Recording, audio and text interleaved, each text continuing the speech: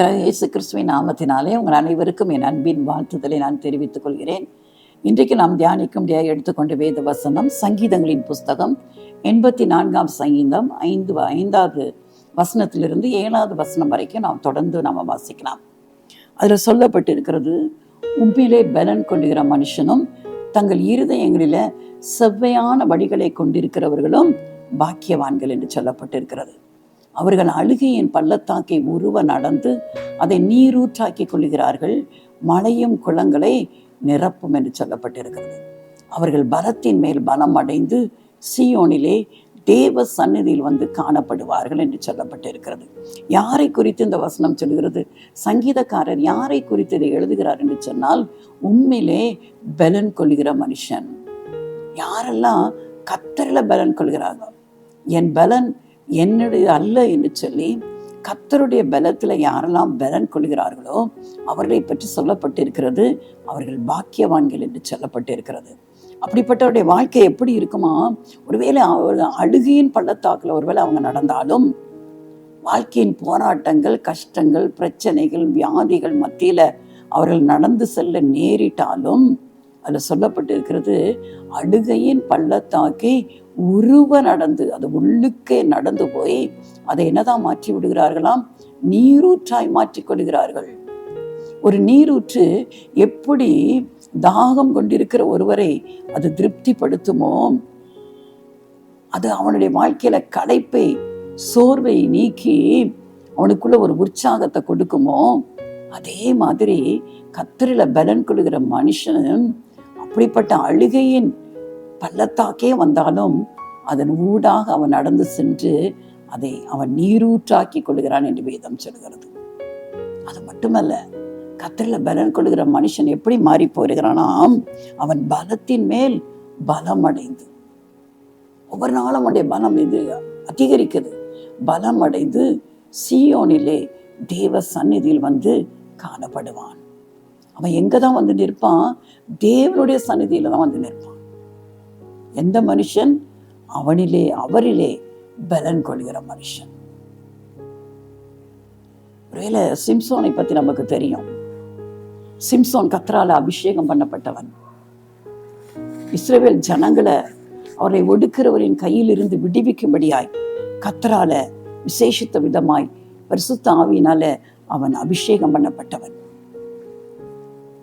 ஆனா அவன் கண்களின் இச்சையினாலே விழுந்து போகிறான். அநேக பெண்கள் அவனுடைய வாழ்க்கையில குறுக்கிட ஆரம்பிக்கிறாங்க. கடைசியில ஒரு பெண் அவனை நய வஞ்சகமாய், அவனுடைய பலன் எங்கே உண்டாயிருக்கிறது? அவனுக்கு உண்டாயிருக்கிற பலன் கர்த்தர் கொடுக்கிற பலன், பரிசுத்த ஆவியினால் வருகிற பலன். அந்த பலன் எங்கே உண்டாயிருக்கிற என்று அலட்டி அலட்டி அவனை தொந்தரவு பண்ணதுனால அவன் தன் பலத்தின் ரகசியத்தை சொல்லுகிறான். அவன் பிறக்கும் போதே அவன் நசரேய விரதத்திற்காக அவன் அழைக்கப்பட்டவன். அவன் தலைமுடி அவன் வெட்டப்படக்கூடாது. அந்த முடியில தான் என் பலன் இருக்குன்னு சொல்லுகிறான். முடியல, முடியின் கர்த்தர் பரிசுத்த ஆவியினால் கொடுத்த பலன். ஆனா அந்த முடி இருக்கிற வரைக்கும் தான் அவனுக்கு அந்த பலன் இருக்க முடியும். ஆனா அவளை பாருங்க, அந்த முடியை வெட்டும்படியாய் ஆட்களை வைத்து வெட்டுகிறாள். அது வெட்டப்பட்டது கூட அவனுக்கு தெரியாது. அந்த முடி வெட்டப்பட்டவனை பரிசுத்த ஆவியானவர் அவனை விட்டு விலகி போறாரு. அவனுக்கு அதுவும் தெரியாது. பலன் எல்லாம் இழந்து போகிறான். கர்த்தர் கொடுத்த அந்த பலன் எல்லாம் அவனை விட்டு நீங்கி போனது. பரிசுத்த ஆவியானவரின் பலன் அவனை விட்டு அகன்று போனது. வேடிக்கை பொருளாக்கப்படுகிறான். கண்கள் குருடாக்கப்படுகிறது. சங்கிலியின் நடுவிலே கட்டப்படுகிறான். பெலிஸ்தர் அவனுக்கு விரோதமாய் ஆர்ப்பரிக்க ஆரம்பிக்கிறார்கள். ஆனா அப்பதான் அவன் நினைக்கிறான், முடி திரும்ப வளர ஆரம்பிக்குது, திரும்ப அவனுக்குள்ள பலன் வர ஆரம்பிக்குது. ஆண்டவர்கிட்ட கேட்கிறான், ஒரு விஷயம் என்ன நினைத்தரலுங்க ஆண்டவரை, ஒரு விஷயம் என்ன நினைத்தரலுங்கன்னு. ஆண்டவர் அவனை கொண்டு திரும்பவும் அந்த பலன் அவனுக்குள்ள வந்ததுனால, கர்த்தர் கொடுத்த பலன் அவனுக்குள்ள வந்ததுனால, எந்த இடத்துல அவனை வேடிக்கை காட்டுக்கொண்டு கொண்டு போனார்களோ அதே இடத்துல தூணை பிடித்து ஒரு ஆட்டுதான் ஆட்டுனான்.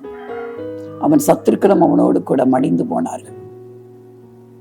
ஆனா விசுவாச வீரர் பட்டியலில் சிம்சோன் பெயர் பதிக்கப்பட்டிருக்கிறது. ஏன்னா அவன் தன்னை உணர்ந்து கொண்டான்.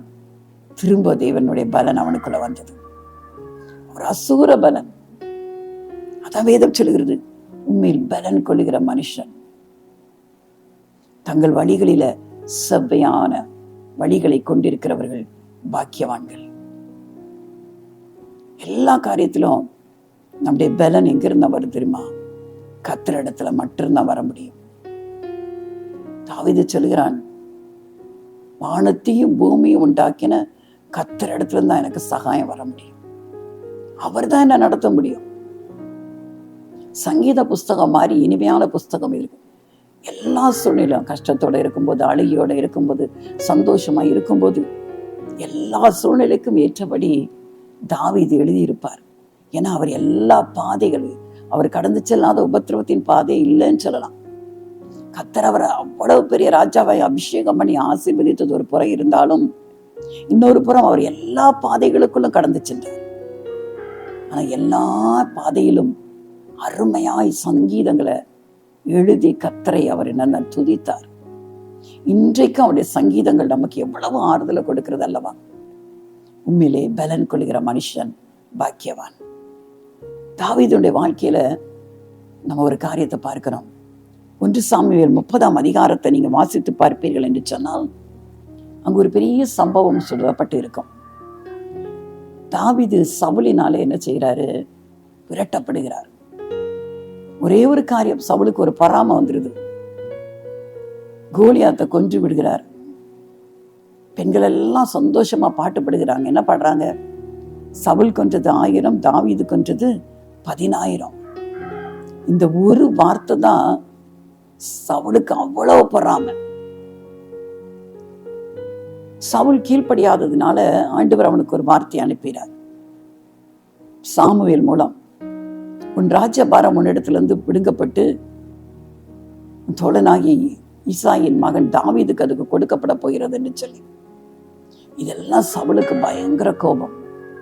ஆனா அந்த தாவீது உயிரோட இருந்தா தானே அவனுக்கு இந்த ராஜ்யம் கிடைக்கும். அவனை கொண்டு போட்டுட்டா ஏன் ராஜ்யம் நிலை நிற்கும் என்று நினைத்து கொண்டான் அவன்.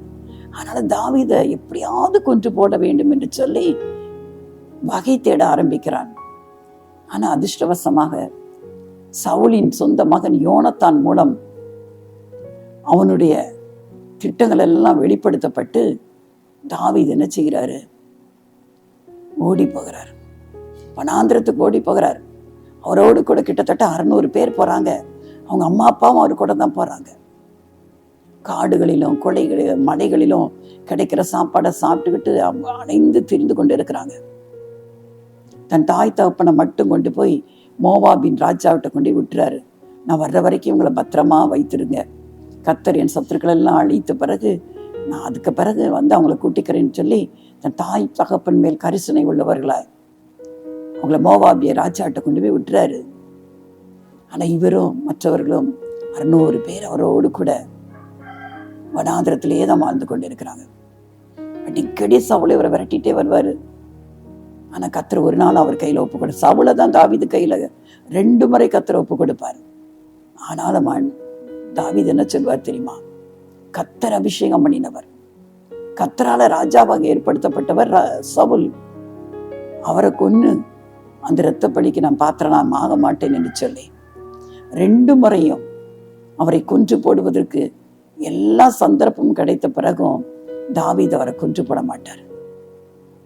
சவுல் இதை அறிந்துட்டு அழுவான்.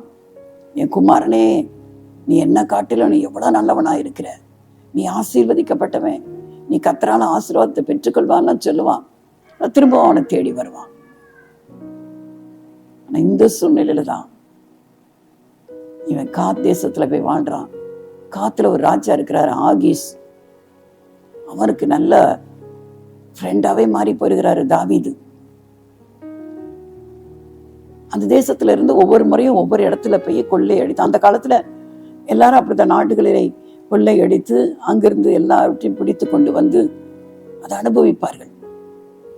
ஒரு முறை அப்படித்தான் தாவீது கொள்ளை அடிக்கிறதுக்கு தன் கூட்டத்தோட அவங்கெல்லாம் நாடோடி வாழ்க்கை வாழ்ந்த நாட்கள். போய் திரும்பி வரும்போது பார்த்தா சிக்லாக் என்ற ஒரு பகுதியில தான் அவனுடைய 2 மனைவிகள், பிள்ளைகள் எல்லாரும் வாழ்ந்து கொண்டு இருக்கிறாங்க. அவனுடைய 600 பேருடைய குடும்பம் அங்கதான் இருந்துச்சு. அதுக்கு முன்பாக பெலிஸ்தருக்கு ஒரு யுத்தம் இஸ்ரவேலோட வருகிறது. அப்போ தாவீது சொல்கிறார், நானும் உங்க கூட சண்டைக்கு வர்றேன்னு சொல்றாரு. ஏன்னா ஆகீஸ்க்கு தாவீது ரொம்ப பிடிக்கும். ஆனா கூட உள்ளவங்களாம் சொல்லிடுவாங்க, வேண்டாம், இவன் இஸ்ரவேல் தேசத்தான், இவன் நம்ம கூட வந்தோன்னே அவங்க மக்களை கண்டோன்னே இவனே நமக்கு விரோதமாய் மாறிவிடக்கூடாது, அவனால இவனை கூட்டிட்டு போகக்கூடாதுன்னு சொல்லிடுவாங்க. ஆகீஸ்ங்கிற காத்தின் ராஜா தாவீது கிட்ட ரொம்ப பிரியமா இருந்தவர். அந்த பிரபுக்கள்லாம் சொன்னது பிறகு அவனால ஒன்றும் செய்ய முடியல. அதனால நீ இருன்னு சொல்லிட்டு அவங்க தான் பெலிஸ்தரோட யுத்தத்துக்கு போயிடுறாங்க. ஆனா தாவீது பாருங்க, எல்லா இடத்துலயும் போய் மற்ற இடத்துலலாம் போய் யுத்தம் பண்ணி திரும்ப சிக்லாவுக்கு வரும்போது அங்க வந்து பார்த்தா அவருக்கு ஒரு அதிர்ச்சி காத்திருக்கு. என்ன அதிர்ச்சி? அங்க இருந்து அத்தனை பேரையும் சிறை பிடித்து கொண்டு போறாங்க. யாரு? அமலேக்கியர் வந்து அந்த சிக்லாகுல வந்து யுத்தம் பண்ணி சிறை பிடித்து கொண்டு போயிடுறாங்க. அவங்க இருந்த அந்த சிக்லாகும் அக்கினிக்கு இரையாகப்பட்டிருக்கிறது. இன்றைக்கு நம்ம பார்க்கிறோம் அல்லவா, இஸ்ரவேலில் நடந்த கொடூர சம்பவங்களை பார்க்கிறோம் அல்லவா. இன்றைக்கும் இஸ்ரேல் இருந்து கிட்டத்தட்ட 200க்கு மேற்பட்ட மக்களை இப்படிதான் சிறை பிடித்து கொண்டு போய் அங்க வைத்திருக்கிறார்கள் அல்லவா. இஸ்ரவேலின் வீடுகள் இதே மாதிரி தீக்கிரையாக்கப்பட்டிருக்கிறது அல்லவா. அதே சம்பவம் தான் அன்னைக்கு நடந்தது. தாவீது வந்து பார்க்கிறான், எல்லாம் ஒண்ணும் இல்லை, அத்தனை பேரையும் கூட்டிட்டு போயிட்டாங்க. பிணை கைதிகள் என்று சொல்கிறோம் அல்லவா, அதே தான் சிறை பிடித்து கொண்டு போகிறார்கள். அன்றைக்கு சிறைப்பிடித்து கொண்டு போகிறவர்களுக்கு அத்தனை கடினமாய் நேபுகாத் நேச்சார் காலத்துலலாம் நீங்க பார்த்தீர்கள் என்று சொன்னால் இந்த தானியேல் எல்லாரும் சிறைப்பிடித்து கொண்டு போகப்பட்டவர்கள் தான். சங்கிலிகளை போட்டு சரீரத்துல வஸ்திரம் இல்லாதவர்களாய் அழைத்து கொண்டு போவார்களாம். போகும்போதே அத்தனை சித்திரவதை பண்ணுவாங்களாம். இஸ்ரவேல் தேசத்திலிருந்து பாபிலோனுக்கு எவ்வளவு தூரம் நடந்து போக வேண்டும் பாருங்க. அப்படியாய் கொடுமைப்படுத்தப்பட்ட நாட்கள் அது. இந்த நாட்களில் தான் இவங்களை அமலேக்கியர் முழு குடும்பத்தையும் 600 பேர் குடும்பத்தையும் சிறைப்பிடித்து போனாங்க. அந்த அதிகாரத்தை நீங்க வாசிங்க, 1 சாமுவேல் 30ஆம் அதிகாரம். தாவீதும் அவன் மனுஷரும் தங்களில் பலன் இல்லாமல் போக மட்டும் அழுதார்களாம். ஒரு கஷ்டம் வந்துட்டுனா, ஒரு பிரச்சனை வந்துட்டுனா, ஒரு இழப்பு வந்துட்டுனா நம்ம உள்ளம் கதறி அடும் அல்லவா. பலனே இல்லாமல் போகும் வரைக்கும் அழுகிறோம் அல்லவா. அப்படிதான் அங்க எல்லாரும் அழுதாங்க. இன்னொரு புறம் தாவீதுக்கு ஒரு பெரிய நெருக்கம். இதுவரைக்கும் அவனோடு கூட இருந்த 600 பேரும் அவனுக்கு விரோதமாய் எழும்புகிறார்கள். என்ன சொல்றாங்க? தாவீதை கல்லெறிந்து கொன்றுவிட வேண்டும் என்று சொல்லி எல்லாரும் கல்லெறிய ரெடி ஆயிட்டாங்க. தாவீது இதுவரைக்கும் அவனுக்கு உறுதுணையாய் இருந்தவர்கள். இன்னைக்கு உலகத்துல அதை தானே பார்க்கிறோம். நிறைய பேர் மனுஷரை தான் நம்பிட்டே இருப்பாங்க, ரொம்ப நண்பர்களா இருப்பாங்க. எக்காலத்தையும் எனக்கு உயிர் நண்பன் என்று சொல்லுவார்கள். ஆனா திடீர்னு ஒரு நாள் பார்த்தா யாரை முழுசா நம்பி இருந்தாங்களோ அவங்க தான் அவங்களுக்கு விரோதமா எழும்புவாங்க. இன்னைக்கு எத்தனை வயதான பெற்றோர் என்ன நினைக்கிறாங்க, தங்கள் வயதான காலத்துல தங்கள் பிள்ளைகள் தங்களை பராமரிப்பார்கள் என்று சொல்லி. ஆனா எத்தனை பேர் முதியோர் இல்லத்துல இருக்கிறாங்க. அன்னைக்கு யாரோ ஒருத்தர் எனக்கு ஒரு கிறிஸ்தவத்துல இருந்து அனுப்பியிருந்தார்கள், ஒரு வாட்ஸ்அப் குரூப்ல ஏதோ ஒரு கிளிப்பிங் அனுப்பியிருந்தார் முதியோர் தினத்திற்கு. அதுல ஒரு அம்மா சொல்றாங்க, எனக்கு 1 வருஷமா கேன்சர் இருக்கிறது, 1 வருஷமா கேன்சருக்கு ட்ரீட்மெண்ட் எடுத்துக்கொண்டு இருக்கிறேன். என் வீட்டுல 3 பெட்ரூம் இருக்குது, பெரிய வீடு, 3 பெட்ரூம். நான் தனிமையாய் வாழ்ந்து கொண்டிருக்கிறேன். பிள்ளைகள் வந்து பார்ப்பதே கிடையாது, தனிமையாய் வாழ்ந்து கொண்டிருக்கிறேன். எவ்வளவு வேதனை இல்ல? பிள்ளைகள் தங்களை பார்ப்பாங்கன்னு சொல்லி பெற்றோர் இரவும் பகலும் அவர்கள் சிறு பிள்ளைலாம் இருக்கும்போது எப்படியெல்லாம் வளர்த்திருப்பார்கள். ஆனா இன்னைக்கு இருக்கிற சூழ்நிலை பாருங்க. தீமோத்தேயுல பார்க்கிறோம், கடைசி நாட்களில கொடிய காலங்கள் தாய் தகப்பனை தூஷிக்கிற ஒரு சந்ததி இன்றைக்கு காணப்படுகிறது. நன்றியே இல்லாத சந்ததிகள். எவ்வளவு வேதனையான ஒரு காரியம். இங்க அப்படிதான் தாவீதோடு கூட இருந்தாங்க, எல்லா சூழ்நிலையிலும் கூட இருந்தாங்க. தங்களுக்கு ஒரு இழப்பு வந்த உடனே தாவீதை கல்லெறிய வேண்டும் என்று சொல்லி அந்த இடத்துலதான் நம்ம பார்க்கிறோம். தாவீது தன் தேவனாகிய கர்த்தருக்குள்ள தன்னை திடப்படுத்தி கொண்டான். இததான் தாவீது சங்கீதம் சொல்கிறது, உம்மிலே பலன் கொள்கிற மனுஷனும். அந்த சூழ்நிலையில பாருங்க, தாவீது என்ன செய்யறாரு, தேவனாகிய கர்த்தருக்குள்ள திடப்படுத்தியிருக்கிறார். அந்த இடத்துல மட்டும் அவர் கலங்கி நின்றிருப்பார் என்று சொன்னால், திடனற்று போயிருப்பார் என்று சொன்னால், திரும்ப எல்லாவற்றையும் அவர் பெற்றுக்கொண்டிருக்கவே முடியாது. இதை கேட்டுக்கொண்டிருக்கிற அன்பு தெய்வ பிள்ளைகளே, எந்த சூழ்நிலையிலும் கர்த்தரை விட்டு வேற ஏதாவது தேடிடாதீங்க. மழை போன்ற பிரச்சனை வரலாம், வீட்டில் எல்லாரும் உங்களுக்கு எதிராய் மாறலாம், பெற்ற பிள்ளைகள் எதிர்க்கலாம், அவருடைய தாய் தகப்பனும் அவங்களுக்கு எதிரியாய் மாறி இருக்கலாம். கவலைப்படாதீங்க. தாவீது செய்தது பலன் இல்லாமல் போகும் மட்டும் உங்களோட உள்ளத்தின் வேதனைகள் எல்லாவற்றையும் அவர்கிட்ட சொல்லி விடுங்கள். அன்னாள் தன் இருதயத்தை தேவ சமூகத்துல ஊற்றினாள். பின்பு அவள் துக்க முகமாய் இருக்கவில்லை. எப்ப மனசுல ஆறுதல் வரும் தெரியுமா? ஒரு பிரச்சனை நம்ம இருதயத்தை பிளக்கும் போது, தாங்கவே முடியாத பிரச்சனையா இருக்கலாம். ஆனா தனியா போய் உட்காந்து ஆண்டவர் சமூகத்துல ஓன்னு அழுது பாருங்க, அப்படியே வேதனை கொட்டிருங்க. எவ்வளவு கண்ணீரை சிந்த முடியுமா சிந்தி பாருங்க. நீங்க அழுது முடித்த பிறகு பாருங்க, அது வரைக்கும் இல்லாத ஒரு தேவ சமாதானம் உங்களை ஆட்கொள்ளும். என்னுடைய வாழ்க்கையில இதை நான் எத்தனையோ முறை செய்திருக்கிறேன். தேவனுடைய சமூகத்துல செபிக்கலாம் மாட்டேன், வெறும் அழுகதான். தனியா போய் வீட்டுல உட்காந்து என்ன பிரச்சனையா இருந்தாலும் சத்தம் போட்டு அழுவேன். நான் தாங்கவே முடியலைன்னு சொல்லுவேன். ஆனா அழுது முடித்து அடுத்த நிமிடம் பார்த்தீங்கன்னா மனம் அப்படி ஒரு சமாதானத்தை பெற்று இருக்கும். கொஞ்ச நேரத்துல பாருங்க, அந்த பிரச்சனைகள் எல்லாம் மாறி இருக்கும். இதான் கர்த்தருக்குள்ள திடப்படுத்துகிறது. போய் மற்றவங்ககிட்ட போய் அழாதீங்க, ஐயோ அப்படி இருக்குது இப்படி இருக்குன்ட்டு ஒவ்வொருத்தையும் போய் சொல்லாதீங்க. சொன்னீங்கன்னா அவங்க கேட்டுட்டு மற்றவங்ககிட்ட போய் சந்தோஷப்படுவாங்க, அவளுக்கு இந்த கஷ்டமா என்று சொல்லி சந்தோஷப்படுவாங்க. ஒரு நாள் அதை செய்யவே செய்யாதீங்க. யார்கிட்டையும் நம்முடைய கண்ணீரை வடிக்கவே கூடாது. நாம் கண்ணீர் வடிக்க வேண்டிய இடம் தேவனாகிய கர்த்தருடைய சமூகம் மட்டும்தான். தாவீது திடப்படுத்தி கொண்டார். முதல்ல பலன் இல்லாமல் போக மட்டும் அழுதாரு, தேவனுக்குள்ள தன்னை திடப்படுத்தி கொண்டார். எவ்வளவு ஒரு பெரிய எக்ஸ்பீரியன்ஸ் அது. அப்புறம் பேசும் ஒரு ஆசாரியன் அபியாத்தட்ட சொல்லுகிறாரு, அந்த ஏபத்தை கொண்டு வாண்டு ஆண்டவர்கிட்ட போய் விசாரிக்கிறார். உங்க பிரச்சனையை நம்ம மத்தியில ஆண்டவர்கிட்ட விசாரிங்க. இந்த பிரச்சனைக்கு காரணம் என்ன? இந்த பிரச்சனைக்கு எப்படி பதில் வரணும்? இந்த பிரச்சனையிலிருந்து நான் எப்படி தப்பிப்பிக்கப்பட முடியும் என்று சொல்லி ஆண்டவர்கிட்ட விசாரிங்க. தாவீது போய் கேட்கிறாரு, ஆண்டவரே எல்லாத்தையும் பிடிச்சிட்டு போயிட்டாங்கல்ல, அதை நான் பின்தொடர்ந்து போகலாமா? போகக்கூடாது. அவங்க மற்ற மனுஷரை போடல, பிடிச்சிட்டு போயிட்டானா சரி வாங்க போவோம், பின்னுக்கு போய் விரட்டி போய் பிடிப்போன்னு போகல. ஆண்டவர்கிட்ட விசாரித்தார். போகணுமா போகக்கூடாதா?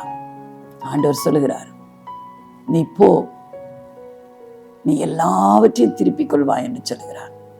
அவர்கிட்ட இருந்து பதில் வந்துட்டு நீ போலாம், போனா நீ என்னெல்லாம் இழந்து போனியோ எல்லாவற்றையும் நீ திரும்ப பெற்றுக்கொள்வாய்ங்கிறாரு. நம்ம சில சமயம் அவசரப்படுகிறோம் அல்லவா? ஆண்டவர்கிட்ட கேட்கறதே கிடையாது. ஒரு பிரச்சனை வந்துட்டா நம்ம மூளை அறிவுல செயல்படுகிறோம். சண்டை போட போவோம், இல்லாட்டி யாரையாவது என்ன பேசுவோம், என்னெல்லாம் செய்ய முடியுமோ செஞ்சிருவோம். ஒரு வெற்றியும் நம்ம காண முடியாது. கர்த்தர்கிட்ட கேட்கணும், இந்த பிரச்சனையில் ஆண்டவரே, இந்த அழுகையின் பள்ளத்தாக்கில் ஆண்டவரே, நான் என்ன செய்யணும்? ஒருவேளை ஏதாவது ஒரு தீர்மானம் நீங்க எடுத்திருக்கலாம், நான் இதை செய்யலாமா செய்யக்கூடாதா? செய்யலான்னு சொன்னால் உங்கள் மனதில் ஒரு சமாதானம். ஒருவேளை உங்களுக்கு எப்படி கண்டுபிடிக்கன்னு தெரியாதுன்னா இதை புரிந்து கொள்ளுங்கள். நீங்கள் ஒரு காரியத்தை செய்யணும், இந்த பிரச்சனையில் விடுதலை பண்ணக்கு ஒரு காரியத்தை நீங்கள் டிசைட் பண்ணி வச்சுருப்பீங்க. ஆனால் ஆண்டவர்கிட்ட போய் சொல்லுங்கள், உங்கள் பிளானை சொல்லுங்கள்.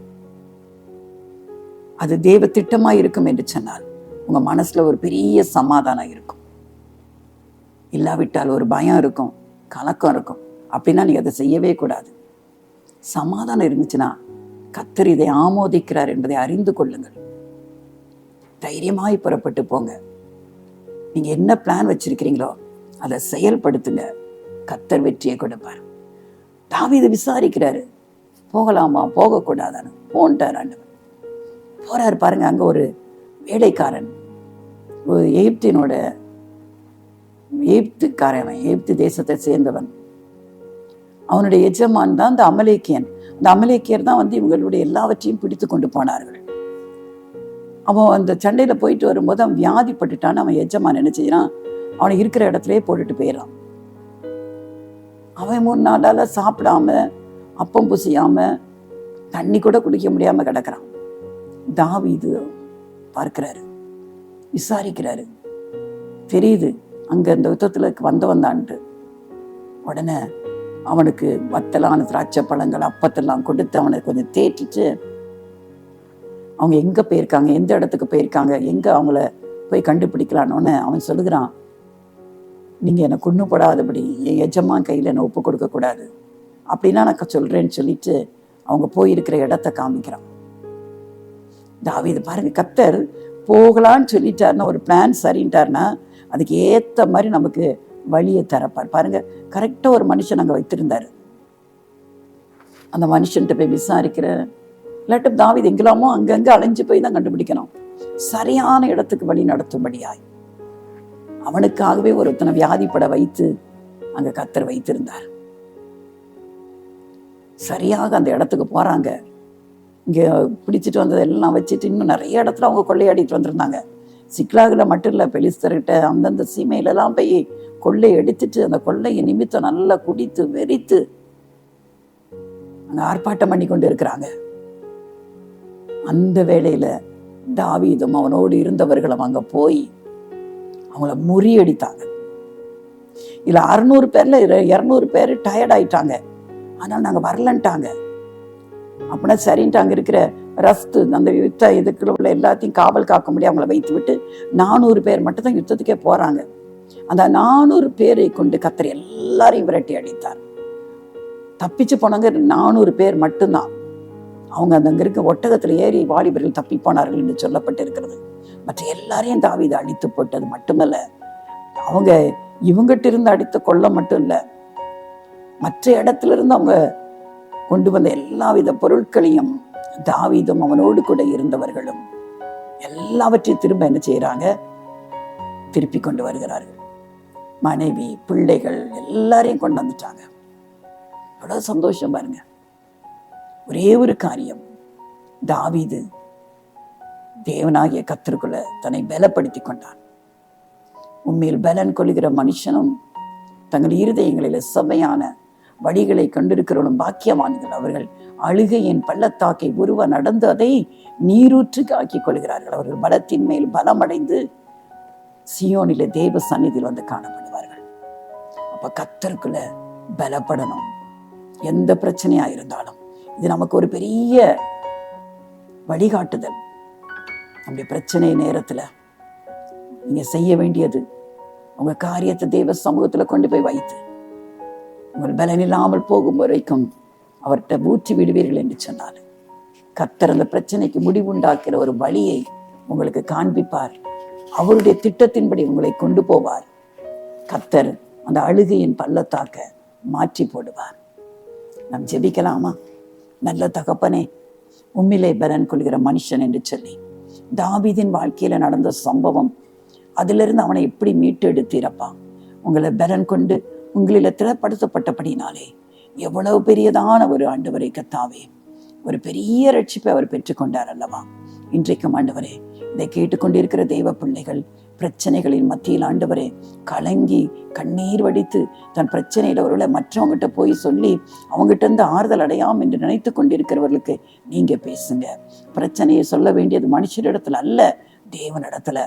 எவ்வளவு பலன் இருக்கும் அவ்வளவு மட்டும் அவர் சமூகத்தில் அழுது அதை சொல்லும் போது, அடுத்தது அவரிடத்துல நான் என்ன செய்யணும் என்று விசாரிக்கும் போது கர்த்தர் நீங்க வாசலை காண்பிக்கிறீர்கள் அல்லவா? அப்படிப்பட்ட காரியங்களை பிள்ளைகளுக்கு செய்த ஆண்டவரே, அவர்கள் இதுவரைக்கும் அனுபவித்த கண்ணீரின் பள்ளத்தாக்கு ஆண்டவரே உருவ நடந்து அவர்களுக்கு நீரூற்றாய் மாற்றி கொடுங்க. தாவீதுக்கு செய்த தகப்பன் உம்முடைய பிள்ளைகளுக்கு அப்படியே செய்த ஆண்டவரே, இந்த இக்கட்டிலிருந்து உம்முடைய பிள்ளைகளை விடுவித்து மகிழ பண்ணுங்கப்பா. நீங்க அப்படியே செய்கிற கிருபைக்காக ஸ்தோத்திரம் செலுத்துகிறோம் ஆண்டவரே.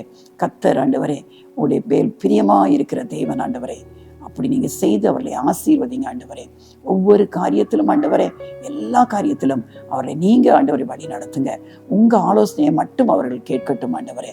மனுஷரிடத்துல போகவே கூடாது ஆண்டவரே.